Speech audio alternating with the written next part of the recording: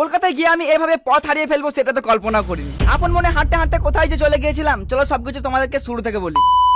Guys, আমি এসেছি কয়েকদিন আগে কলকাতা। হ্যাঁ, তো সেদিন সকালবেলা ঘুম থেকে উঠে হালকা করে বেরিয়ে পড়েছিলাম। কেন বেরিয়েছিলাম, কোথায় যাচ্ছিলাম সেগুলো জানতাম না। এমনি ভাবলাম একটু ঘোরাঘুরি করি, খাওয়া দাওয়া করবো। হ্যাঁ, তাই কলকাতার ফেমাস হাতে টানা রিক্সা, আরো কত পুরনো পুরনো বাড়ি, এসব দেখতে দেখতে যেদিকে ইচ্ছা হচ্ছিল সেদিকে যাচ্ছিলাম। তারপর অনেক কষ্টে পৌঁছে গেলাম একটা ছাতু কাকার কাছে। আর ছাতু কাকাকে বললাম, কাকা তোমার শরবত দাও।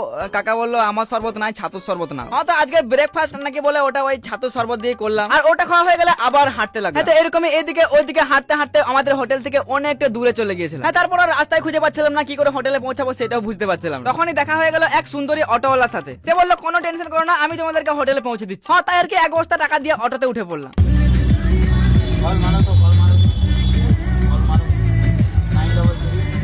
হ্যাঁ, তারপর শেষমেশ আমাদের হোটেলে পৌঁছে গেলাম। চলো এই খুশিতে একটু ডান্স করা যাক।